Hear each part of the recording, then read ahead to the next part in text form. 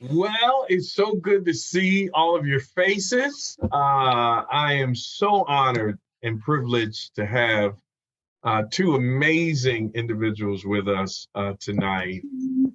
We have two individuals I'm so inspired by their life, their faith, and our friendship that has been developed over the last 6 years since Ruby and I have moved from New England here to Philadelphia. And we've got two guests tonight as we begin our Unmuted series and talking about Bible and gender. And our first guest is Ayhanna Booker. Ayhanna Booker is an amazing woman. She graduated from Northwestern University, worked in the secular realm as a lawyer. She dealt with death and taxes. She will say, we all have to deal with them. And so Ayhanna is with us tonight. It's great to have her. And then our second guest is Dr. Brian Perkins. He's got a PhD in theology. He's an amazing man out of Detroit, Michigan. And it's so good to have both of you here with us tonight. Ruby and I are so honored that you're taking the time to have this discussion. I'd love for you maybe just to introduce yourselves, what you're currently doing amongst our fellowship of churches, and when and where were you converted? So Ayhanna, why don't you go first? Great. Well, so I became a Christian in New York in 1994. Super inspired. It was in between my first and second year of law school. And now I have the privilege of being able to serve here in the Capitol Rivers Church, which we actually hug our nation's capital in the part of Maryland. So wow, that's awesome. Well, that's awesome. That is awesome. Brian, what's your Yes. Well, again, Brian Perkins, my wife and I, we lead the church in Louisville, Kentucky, and I also serve on the International Teacher Service team. I was actually converted back in '92 when I was a full-time student at university in upstate New York, but my family's in Detroit, so that's where I studied the Bible and was converted. Wow. Well, we've got two awesome pioneers with us tonight. Ruby and I are honored to have you. We are. Listen, in Philly, we've decided here in November that we're going to begin to discuss the women's role. Now, immediately, I'm already off. Because I know that that's not what we're actually going to discuss. We're going to talk about the Bible and gender. And so maybe you could just help us out with why is it not just the women's role, but Bible and gender? Why that choice of words? Well, we realized right away that there's so much direction in the scriptures for both men and women. And we feel like just calling it kind of women's roles is a misnomer because the Bible gives specific direction to both genders. And we feel like both genders need to be adequately instructed. Hey, this is what the Bible teaches in this area. This is how we need to live in this area. See, that's what happens when you only have a BS. You learn things when you hang out with lawyers and doctors right away. And so you're educating me, you're lifting my spirit, and I want to do it right. And I so appreciate the thought that is taken into this. Several months ago, I don't know the exact date, our family of churches in the ACR decided to put together a task force to really begin the process of dealing with some of these issues that have come up, in particular focusing on Bible and gender. So Brian, maybe you can tell me what in pulling this task force together, what was the purpose of this task force? What were you purposed to do?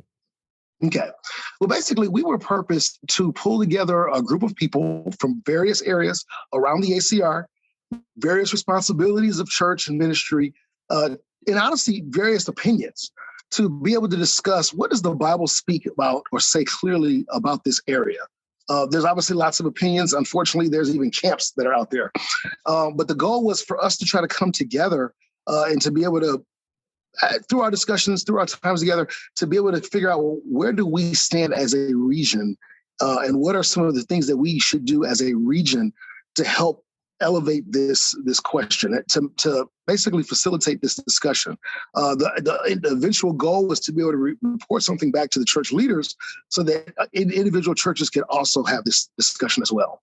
So, Brian, are you saying that you were tasked to give us an edict on what we should believe in practice, or was this something different?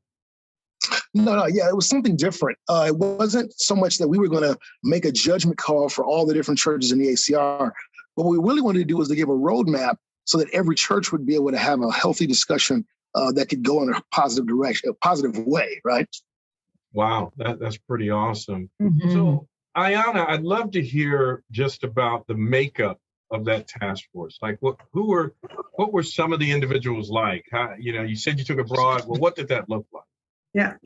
Well, first, myself and Brian got to facilitate together, which is, again, we're not married to each other, and it's a man and a woman doing it. And so first off, just being able to work together, we really felt like, man, this is a great experiment, particularly around this identified issue in terms of the women and our practice, or just our ability to actually function within the church, whether it be with our husband or not. And so that was pretty cool. And then we are half men, half women. We've had opportunity to be able to have young and old, so considering the generations, considering different roles. So teachers and recognized teachers in our church, and elders, wives, women's ministry leaders, lay people. And so just the variety just around our demographics was quite amazing.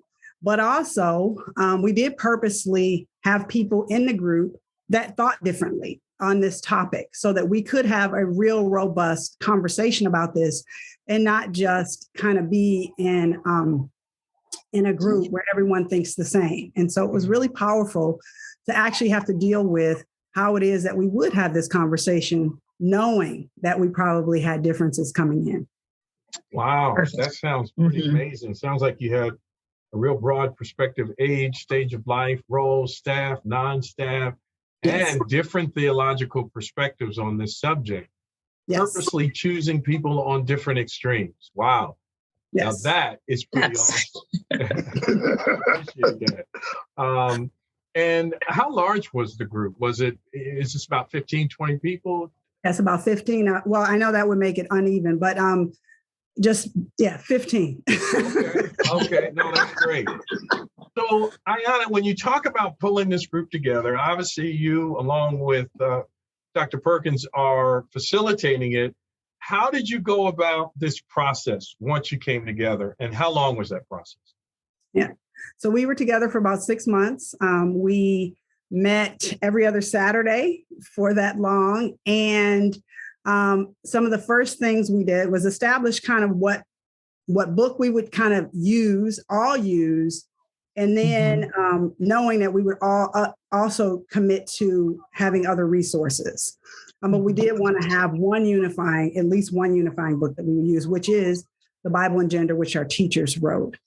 The other thing that we did is just to be able to create or foster a dynamic within our group to be able to talk about things like, what do you need to give yourself permission to do in order to show up completely in this conversation?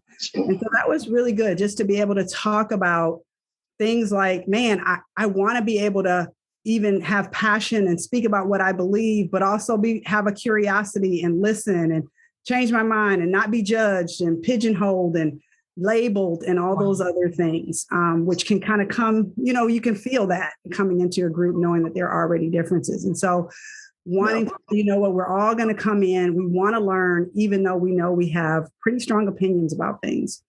The other thing that we gave permission to do is to really deal with any kinds of things that hurts or whatever that happens in the group, and to deal with it immediately. And actually, we did have opportunity to do that. Perfect. It was really good to kind of go through and watch us bring it up, forgive, and even talk about it and wrap it up to make sure we could still move forward. And so it was just a really good setting point for us to be able to talk about those things up front. And even one big one also was to identify our biases. We all come to this process with a lens, and to be able to talk about what are the things that you are kind of, look at this stuff through, or what. I know for me, let me just say, I can be a protective person of my family. And so even for the church, our churches, I'm protective. And I realize I can come to a conversation and my protectiveness prevents me from listening. So, and sometimes, so it was good to identify those kinds of things as well, that would, again, hinder the conversation. And I think it helped to be able to continue in our conversation all the more and to be real, authentic, and really deal with the hard issues. So, wow. Now, what did that do for your relationships? I mean, this sounds like a pretty amazing experience. Forget the subject matter, but to be able to do that relationally, I would assume that it seems to have brought you guys much closer. Yeah, I mean, maybe perhaps when you're talking about, we're a family, so I think we're already cousins. So yeah. I love it. In so many ways. And so for many of us, we may have known each other. And then for others, I think we grew in our respect for one another. And it's a great answer. Yeah. So it's hard on Zoom. We're meeting. So we're best friends now. I wouldn't say that, but I do think that there was a great amount of respect that we actually developed for one another. And we were surprised at, those are some of the things that I heard from it, definitely generationally, where we can kind of think and make assumptions about each other. Those things really were cast off because of our dynamic together. So, I can't tell you how that word respect resonates with me, because I know that we can have varying opinions, and that's okay. Yeah. But the moment we lose respect for one another, even in the opinions we agree on, it causes a real problem. And I just so appreciate the both of you, along with the others who decided to really humble themselves and go through this process. That's a phenomenal example, and I really want to say thank you for doing that. It sounds like a great template for how we can have other groups and make them great by having this, what you guys did. So absolutely, it really is. It's convicting, because this is a very hot topic, and you did it in a time in our culture where it's a very hot subject. And the idea that you can come out with something is really, really encouraging. It helps us here in Philly as we embark on that same journey to go, hey, our brothers and sisters have done it. They've set the the way, the example, and we can imitate that. But let me ask you this question, Brian, Mr. PhD. Is this the first time that we're diving into Bible and gender? Is this new? Is this unique? That's a great question. The answer is no, it's not the first time. I know that there were many voices that were feeling like, because of all the rumblings from last year or whatever, that now we're bringing this in. But honestly, this discussion for us, our family of churches, it goes way, way back. And this task force was an outgrowth of something that started way back in 2018, with the idea of let's look at the scriptures and let's re-examine them to see, what does the Bible really say in this area? Have we been maybe following tradition or following patterns that weren't necessarily biblical? And I actually appreciate that we take time to look over our shoulder and say, hey, where are we? Are we really following the Bible? I appreciate, that's one thing I appreciate about our family and churches anyway. Wow. Yes. It's perfect. And what's been the history of this whole Bible and gender historically? Okay. Well, I would say this is me trying to go back a bit. What you find when you look at the scriptures, by the end of the scriptures, into the first century, this wasn't a big hurrah. It was people just say, hey, let's become Christians. Let's spread the gospel. But at various times, different movements rose up from time to time that had really strong opinions about this. Our personal shared history really goes back to the restoration churches. And I always share with everyone, there's kind of the Barton Stone part, and then there was the Campbell part. Barton Stone was very much, hey, whoever can do the job, let's put them up there. And so he had women in very prominent places in ministry. The Campbells felt differently. They felt very much like the role that women would play was more of a secondary role. And what you find is that by the time you get to the mainline churches, which is where we got our roots from, the role of women had been really sidelined to the point of almost just waiting tables, taking care of potlucks, organizing meals. Women were allowed to be involved in academia for the purpose of education, but not involved in active ministry. And at least 3 times, this has been a question in the mid 18th century, in the early 19th century, then again recently here, just before the 2000s, the Church of Christ struggled with this question of what are the women's roles? And unfortunately, every time that struggle happened, the Church of Christ ruptured. There would always be a group that went one way and a group that went the other way. Our roots are in the group that stayed the most conservative and that had that put women, unfortunately, kind of in the furthest in the background.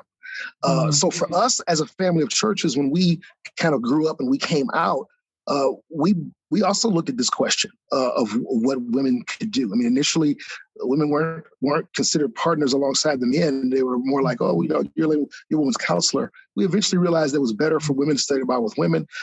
We eventually got some conviction about women being involved in the conversion process and being able to baptize women, being able to serve as ushers. A paper by Douglas Jacoby called Women, Wine, and Song really opened the door in many ways. And by the time you get into the 90s, things had shifted so dramatically. We were such a reactionary to what we were a part of that really women were doing everything, and they were kind of being, almost competitively working against the brothers. And that is our shared history. There has been some things that have happened. I mean, we saw some bad things with that, and there was a pulling back of sorts. I'm sure Ayhanna will be able to share more about that. But throughout that entire shared history, things like women being able to speak in a worship service, the role of women in a marriage, the role of sisters towards any brother, were always still taught in our churches. And those are the questions that we really need to reexamine. Wow. I appreciate that. Yeah, that was a mouthful, Brian. It sounds like It was. that you really exhausted many different areas. Maybe what areas did the group focus on? Maybe you both can shed a little light on this Bible and gender. What areas did the group focus on? Well, what we did, and Ayhanna knows a lot about this process, but what we started to do is we talked about our shared history, just like I just shared here, and tried to go in depth because it was important to understand where we've come from so that we could appreciate where we are. Some of the younger disciples hadn't heard that history, and they didn't realize that we'd actually grown quite a deal from the original churches of Christ. But after that, we talked a lot about the importance of how do you look at the scriptures? How do you view the Bible? Because depending on how you interpret scripture, you're going to come out of this study, and you may come out in different places. And so we spent some time trying to talk about what are the ways, what I always call the different lenses that a person can use in trying to study the scriptures for the purpose of drawing out meaning. And once that was kind of what we considered the groundwork, right? Like, what's our history? How are we going to study the Bible so that we're all on the same page? And after that, we began looking through the scriptures, just like Ayhanna said, using the Bible and Gender book as a kind of a launch pad. We looked at all the different scriptures that were there, but we also brought in other scriptures. So it was a kind of a two-pronged process, starting from Genesis and kind of the origins of gender, where men and women started and what was the importance of those roles and what did that look like. Moving through the Old Testament to the New Testament to specific commands that were given about worship, some of the challenging scriptures like 1 Corinthians and 1 Timothy, to scriptures that talk about household codes. What are men and women's roles in marriage? And after that, we spend some significant time as well just looking at narrative, looking at the women in the narrative in the Old Testament, as well as looking at women in narrative in the New Testament, to be able to see what keys will get unlocked, so to speak, as we kind of look at that. So I really appreciate it because I felt like we really examined the scriptures holistically, both what they taught doctrinally and what they showed us from a narrative point of view. Right. Wow. Mm-hmm. Yeah. So, I don't know if you want to know some of the specific topics. No, that's fantastic. Okay. I didn't know if you wanted to add anything to that, Ayhanna, or if there were certain camps on the Bible and gender that you also had to address in your group discussion. Well, certainly even the discussion about, how it is that we actually interpret the Bible, so our hermeneutics, if you will, it actually varied within the group. And so in terms of how it is that we come to understand what the scriptures actually say, and those things were brought out. That's what it's great because the group really did do their work. I mean, everyone was really able to contribute in that way. And so other things that we felt like something that we thought was really important is that even though we're going to actually go through these scriptures, when we write, we really want to speak from a position of freedom. And so we think it's important that we actually do. If the Bible has boundaries, we believe they're pleasant and we want to know what they are. But the fun happens again around all the other stuff that goes on. And so we did want those kinds of that message to come out, that it's not just about what the women can't do, but what is it that God had envisioned for the women? And are we doing that within our churches? Are we promoting that? Are we lifting that up? And so as we read the narratives, those things really did inform kind of what the women should be doing, as well as we talked about sort of maybe, again, those boundary lines that are pleasant, but man, we really do need to promote and encourage some of the things. And some of our churches are doing that already, but then there are others that we really do want to encourage. Man, there's so much edification that can go on when we really are living out what God had in store for both men and women. So wow, that's excellently said. That is pretty amazing. That's great. Yeah. I love what you guys both shared. Brian, let me ask you a question. When you start diving on some of these issues, I love the fact that Google, you can find Hebrew and Greek words, and all of a sudden, my 2.0001 GPA at UMass becomes scholarly because I can quote Greek and Hebrew. How do you navigate that? I mean, do I have to be a Hebrew and Greek scholar, or should I venture into that to give clarification on this subject matter? How do you manage that? That's an excellent question. Listen, I'm a huge proponent of people getting education in the Bible. However, the scriptures are very clear. Like, I'm talking 99% of the time. You don't have to have a college degree to be able to dig into the scriptures, to be able to understand what the Bible has to say. Praise God, right? Like, you don't even have to be able to read. If you can listen to the Bible on tape enough, the message will sink through. And I've had experience with that in other countries. But basically what that scholarly piece, what that does, and this is what I describe it to people. It's like watching a football game on your television, except your television is like, I don't know, high def. You can see like the sweat off the quarterback's nose. You know what I mean? I don't need to see the sweat off a quarterback's nose to know they're losing by 14 points, right? No. But there may be times where maybe that matters somewhat. Maybe I'm a little confused. Maybe there's the Bible isn't clear about every single thing. And so sometimes it's great to be able to resource or to access some scholarly thoughts just to be able to kind of help. But that's more of a nuance And it helps, and it's good to do that. But if you don't have that, it doesn't mean you can't read your Bible and come up with a good common sense understanding of what the Bible's teaching. Wow, that's so encouraging for us who don't know Hebrew and Greek. That I can actually read it and understand it. That's pretty awesome. Well, Ayhanna, let me ask you this: how obviously you've got a very diverse group. You've got a subject matter that is obviously over the course of ages has been debated and thought. How did you manage differences within the group? I'm sure there had to be. Oh yeah.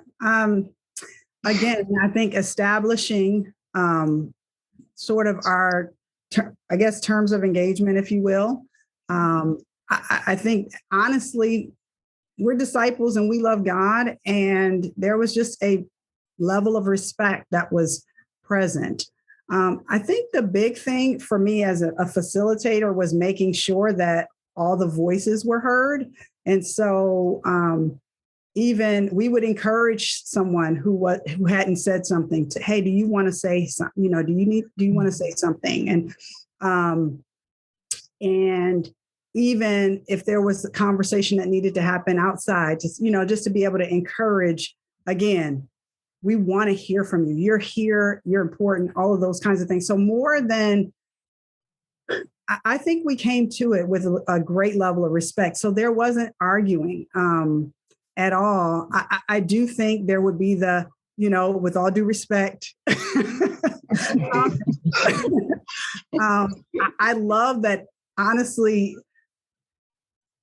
we have convictions about what we believe, and people spoke them, and respectfully, we learned from each other. We were willing to consider why we believe what we believe. Is that just our tradition, or does the Bible really say that? I really do believe it helped to set out, okay, what are your biases? What are the lenses that you're looking through? Because then you could do that throughout, and that kind of language actually is present. Wow. We actually shared our stories one time. I think that those things humanized us, and I think that helps with the level of respect too. And so I can't remember if we had to actually break up any fights. No, I'm kidding. One thing that I would say, is that in order to really capture the dynamics of our differences, one of the things that Brian and I talked about is being able to have the voice that was very different from Brian and I can be a bit similar, to actually filter us. And so all of us contributed to the writing, but we did allow that voice to kind of come out so it could be heard.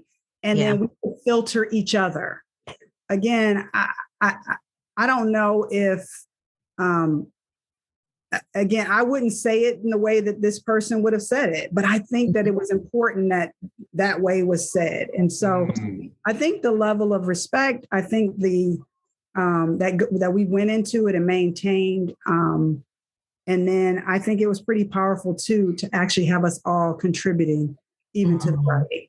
So I don't know. I wish I could say that there was some heavy battles, but we just believe what we believe. We stuck to reading the Bible. When people, one of the things that I used to say is, I'm like, I don't think we should develop doctrine around bad experiences, that we should actually address the bad behavior.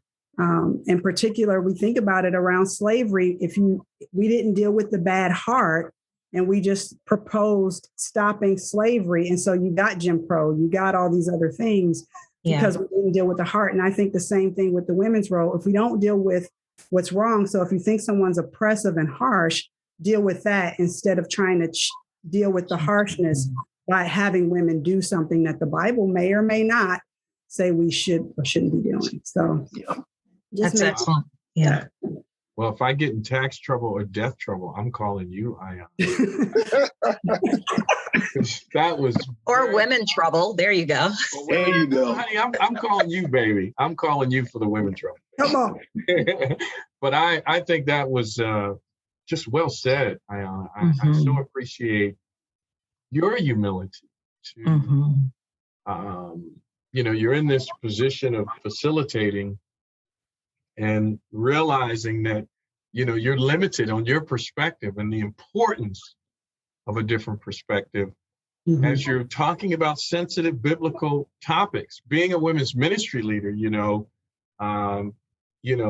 constantly leading in so many different capacities. And now to slow down on biblical subject matters with a diverse group that may not be as well read as you are on this subject, but taking time, 6 months every other Saturday is a long time. I so appreciate that. Now, you guys had mentioned that you use the book Bible and Gender, and I know Brian, you a copy of it. Yes. Yeah, there it is. There it is. You can get that too. Obviously, you worked on the writing of that book. What was the process? Yes. Who was involved, and how long did it take you guys to write that book? Yeah, that's a great question. What I love about this was, I believe this book was a work of communal theology. And I want to explain what I mean by that. Basically, the teacher service team, we kind of all discussed, this was back in 2018, the need to write a paper. And the idea was, why don't we look at, the 8 or 10 most used scriptures that speak to gender, and let's study that out and let's write a paper about it. And what we decided to do was, everybody took a certain section, or maybe you took either a passage or a theme. My theme, for instance, was the passages on marriage in the book of Colossians and the book of Ephesians. And each one of us, we would go on independently. These are the teachers. We'd independently go, we'd study it out, and we'd write a paper. Usually it took 2 to 4 months. And that was, for me, it was research. It was going to a theological seminary, getting a stack of books. It was serious, like, research, right? I probably read those scriptures in at least 2 different languages, right? And once the paper was done, present that paper before all the teachers in that sub team, and everybody would basically read it in advance, and they would have comments ready. The first time we did that, I had 4 or 5 pages of notes, of suggestions. Basically, people had their thoughts. So what about this? Did you think about this? Maybe this is kind of strong, or what evidence do you have to support that? And then we go back, we take those notes and do another at least month or 2 months of study again and bring that back to the group. I actually did that process 3 times. Wow. Once that was done, you have a paper that was written by the teacher, but was heavily influenced by the scholarship of all the teachers together. And that was the final paper. What happened was that at the end of the process, they said, this is too good, guys. We need to capture this so that it can be generally read for everyone. And that's how the book was birthed. So that was the process in which that book came together. Wow. Well, that's pretty amazing. I read the book. I got the digital version before it was in paper. And I read through that. I was like, oh, my goodness, I have to read every line. And when I opened it up, and it began in Genesis, I was like, oh, this is going to be a long time. I still remember, I remember where I was sitting, and I said to myself, this is going to be a real in-depth read. Correct me if I'm wrong, but there were men and women on this committee that put this together. Is that correct? Mm-hmm. Yeah, absolutely. I mean, wow. and again, I love that, because that's how it should be, right? There's sisters who have lived their lives and have so much so many experiences that they brought to the book. So it was good. Wow, that's fantastic. Well, Ayhanna, I'd love if you could just kind of share just your own personal experience as a woman in our fellowship of churches. And I know, and listen, I know this is personal. You're not the standard experience for everyone, but this was just your experience. We'd love to hear just what your experience has been as a woman in our fellowship. Yeah. As a part of even the paper, we did acknowledge some hurts. And so I do want to mention that it helped me actually to hear some of the perspectives and some of the experiences of different women in our church. And it's true. We are different. We have different experiences. For myself, I'm very grateful for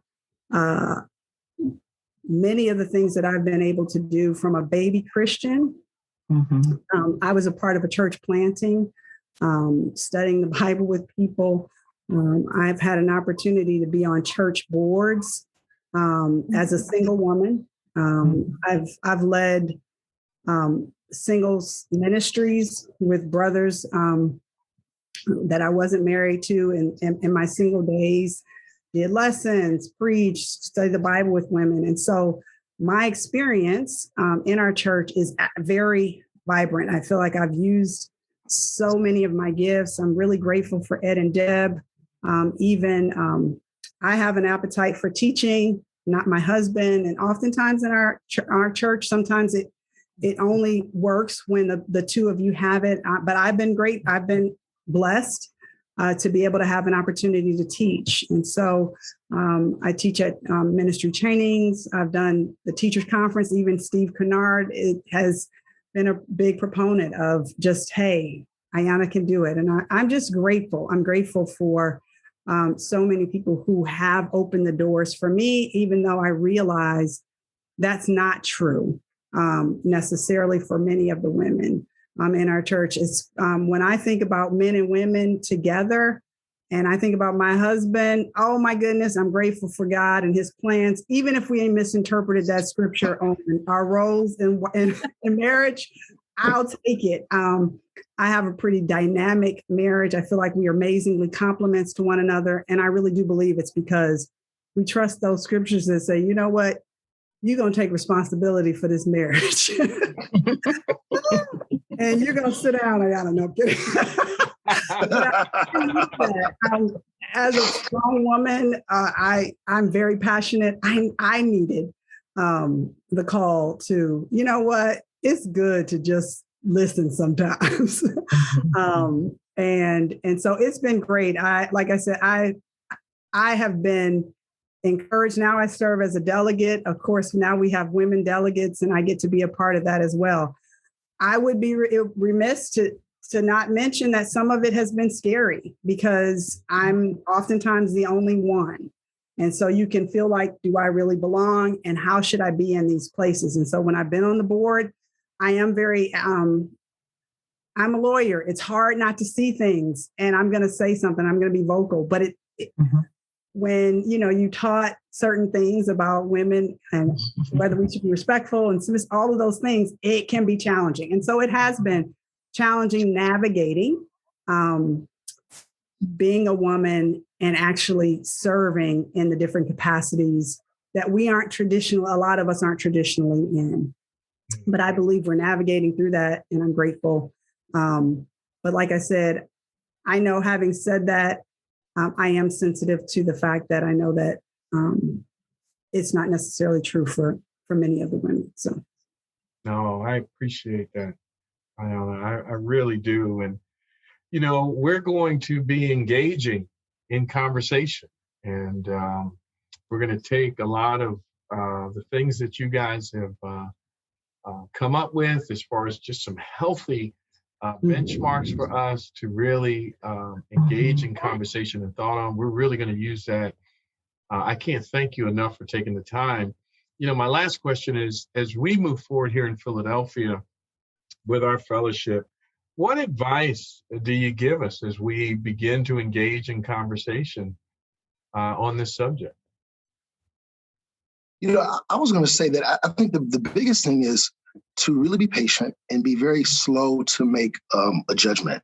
The reason why I said that is, I know here in Louisville, one of the things that we've tried to do is to first start off asking everybody, well, what did you grow up believing? What is your background? To try to understand. People are very passionate because their identities have been formed around these things. And to challenge someone in these areas or to say, well, that's just wrong, it can be very wounding to people. Initially, as people have read either the book, Bible and Gender, or even the paper that we wrote, sometimes people have a reaction that's very intense initially. They're like, wait a minute, are we abandoning who we are? And that's not what we're trying to do. What we're trying to do is just a re-examination from a biblical point of view, scriptural point of view. What does the Bible teach in these areas? Ultimately, This is going to be a discussion that's had for the purpose of uplifting our sisters. I don't think anyone would say that women in general have not been in a position where they have not been as lifted as they needed to have been. I think that's something that we should always be doing. Jesus was always about lifting up women. And I think we're just continuing that good work. The second thing I would suggest as well is, having a healthy discussion. I just think, let's talk about it. If the church comes down on a particular area, I'm fine with that. Listen, I love God. I want to follow God. But at the end of the day, no one's salvation is lost one way or the other on how we fall on this issue. And so because it's not a salvation issue, we're not throwing out baptism or anything like that. We're just simply trying to say, hey, how do we read these scriptures? How should we proceed as a church? And so I think that helps to temper it, to kind of bring the temperature down a bit so that we can discuss what we feel, how we think. But ultimately, we're just trying to follow God and help one another. So those would be my suggestions for it to be a great time to talk and also to know that this isn't over. From what I can tell from church history, it seems like every 60 to 80 years or whatever, every generation seems like this comes up again and up again, and a new group comes up and they want to discuss it, and that's fine. I think as long as we don't feel threatened, but we want to bring to the table, hey, this is what we've seen, this is what we understand from Scripture. I think that it makes a healthy conversation. Mm-hmm. Wow. Yeah. Wow. I think that the conversation is important. Sometimes just having the conversation makes for the practice, the practical part of it, all the more encouraging, I think uplifting, and all of those things that people feel like they're participating in it. I do think it's important to teach on any practice that you plan on changing. We have taught very clearly what women and what it should look like in our churches. And for us to begin to do different things, it can hurt. And I just think it's important to teach on it. And because of that, if we can be patient with each other in that process of just being respectful around what has been taught for many of for our members who really believe, man, I prayed about having submission in I have fasted. and now what is she up there doing? No. That's true. And so just being willing to kind of, again, go through that process of teaching each other. And then the other thing is we got to talk about it, and we put out a policy, our kind of advice, but the minister does need to actually practice and live this out. And the elders and whoever the church leader is, they do need to make some decisions about what it is that the church is going to do. And I think that we need to respect those that God has entrusted to leading the church, that it's not a salvation issue either way.